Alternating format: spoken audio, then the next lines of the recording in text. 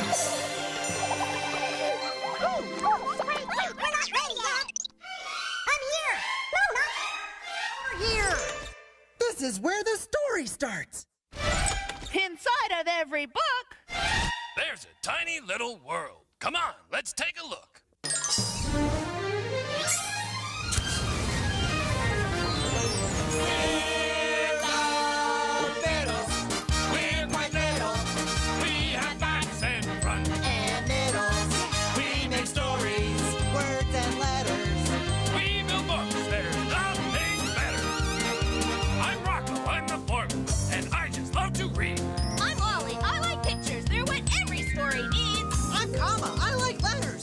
Turn into words. Come on now. Let's sing this song that you've already heard. We're the Bittles. We're quite little. We have backs and fronts and middles. We love stories. These creations are made with imagination.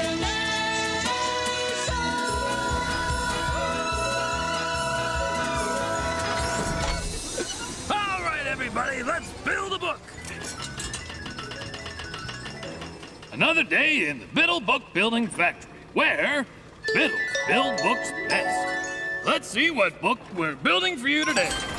Now, our first story is Franklin's Blanket, written by Paulette Bourgeois and illustrated by Brenda Clark.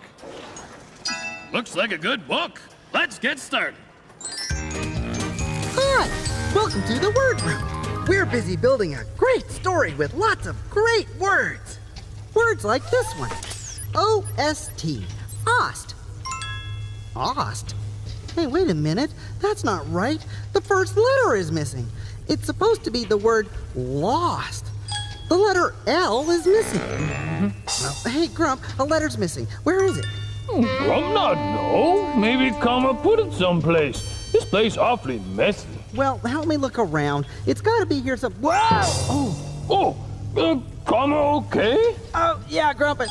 Oh, hey, would you look at that? It was right here all the time. Whoa. That letter L, all right. Okay, let's see. Yep, that's the one. Looks like it wasn't lost after all. Say, Grump, I feel like building some words. What about you? Oh, Grump think that good idea. Think we should clean up first? Nah. Letter building more fun than cleaning. Franklin's Blanket. Franklin could slide down a riverbank all by himself. He could count by twos and tie his shoes. He could even sleep alone, as long as he had a good night story, a good night hug, a glass of water, a nightlight, and his blue blanket. In the beginning, the blanket was big and soft and edged in satin. But with all the snuggling and cuddling, it now had holes in the middle and tatters along the edges. Seems kind of silly having an old blanket for a favorite thing. I don't know. It looks all soft and warm. Of course, it's no paintbrush. That's my favorite thing. Paintbrush? What kind of favorite thing is that? Now a hammer, that's a favorite thing. Hey, Grump, you decide. What's a better favorite thing? A beautiful paintbrush? Or a really great hammer. Just look at that. Oh, Grump think you both wrong. Best favorite thing is pudding. Oh. Pudding? What can you do with pudding after you eat the pudding? It's all gone, you know. Hold it. What is all this arguing about? Well, you won't believe this, but these guys think that maybe a paintbrush is... Okay, enough. This is a story about Franklin's favorite thing, not yours. I want to see what's going to happen, don't you? Every year, as Franklin got bigger, his blue blanket got smaller. Franklin usually kept his blanket folded in his top drawer. One night, it wasn't there. Franklin searched around his room. He rummaged through his toy chest. He took everything out of his drawers and his books off the shelves, but he could not find his blue blanket anywhere. He should have been more careful, Rocco. You can't take chances with your favorite thing. Favorite things have to be looked after very carefully. Franklin should know that. Everybody knows that. Everybody? Well, where are your favorite things? Oh. Wow. Well, isn't that funny? I must have left it somewhere. I just had it over there. Somewhere. Well, I'm sure Franklin put his blanket somewhere, and now he can't find it. Aren't you worried? Nah, I'm sure my hammer is just fine. Yeah, I'm sure my paintbrush is right where I left it. Wherever that is. Oh, as long as you're both sure. It would be a shame to lose your favorite things. I gotta go. Looks like Franklin isn't the only one who'll be looking for his favorite thing. Let's see, Franklin lost his blanket and... He ran to tell his parents. "Go back to bed," they said as soon as they saw him. But, said Franklin. "No buts," said Franklin's father. "You have had a good night story, a good night hug, 2 glasses of water, and I turned on your night light myself." "But I can't find my blanket," said Franklin. So Franklin and his parents hunted everywhere. "Try to remember," said Franklin's mother. "When did you last have it?" Franklin thought. In the morning, after a fight with Bear, Franklin had snuggled with the blanket until he felt better. In the afternoon, when thunder crashed and lightning flashed, Franklin had covered himself with the blanket until all was calm. He was sure that after the storm he had put the blanket back where it belonged. When Franklin and his parents looked, the blanket wasn't there. Oh, Grump, help me look through this mess. Okay. What Grump looking for? My hammer! I can't find my hammer. It's not where I left it. I always put it right here. Or over there, and it should be laying around here somewhere. I remember I had it, and... Lolly. Oh, but Lolly have paintbrush. That's what she wants us to think, Grump.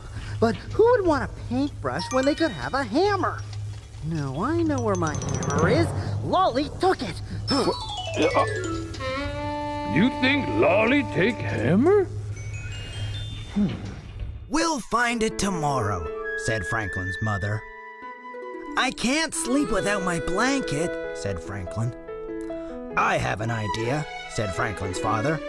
He left the room and came back with an old yellow blanket. "What's that?" asked Franklin. "It was mine," said Franklin's father. "Maybe it will make you feel better." Franklin tried to snuggle the old yellow blanket, but it wasn't the same. He missed his own blanket terribly, and it took Franklin a long, long time to fall asleep. The next morning, Franklin began a search for his blanket. He went to Bear's house first. He looked so glum that Bear asked, "What's wrong, Franklin? Did your mother give you Brussels sprouts again?" "Worse," said Franklin. "I can't find my blanket." "It's not here," said Bear. "Besides, my mother says big bears like me are too old for baby blankets. Maybe you don't need a blanket." Franklin knew that Bear always slept with his stuffed bunny. "What about your bunny?" asked Franklin. "Bunnies are different," said Bear. Help me look through this mess, Grump. Okay. Wait a minute. What Grump look for? My paintbrush. I can't find my paintbrush. It's not where I left it. I always put it right here. Or there.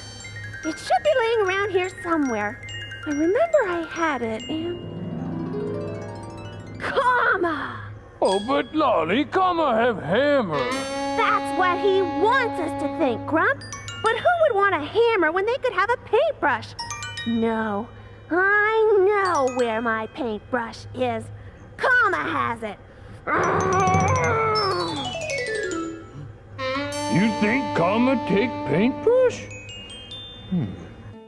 Next, he tried Fox's house. The blanket wasn't there either. "Why don't we play?" asked Fox. "No," said Franklin. I want to find my blanket. My father says that worn-out blankets are no good to anybody, said Fox. Maybe you should get a new blanket. I did. I like my old blanket, said Franklin. Then Franklin went to Beaver's house. The blanket wasn't there. Franklin looked so sad that Beaver said, "You can borrow my teddy until you find your blanket." "Thank you, Beaver," said Franklin, holding Teddy tightly. That was nice of Beaver to let Franklin borrow his teddy. But I guess that's what friends do. Speaking of friends... Give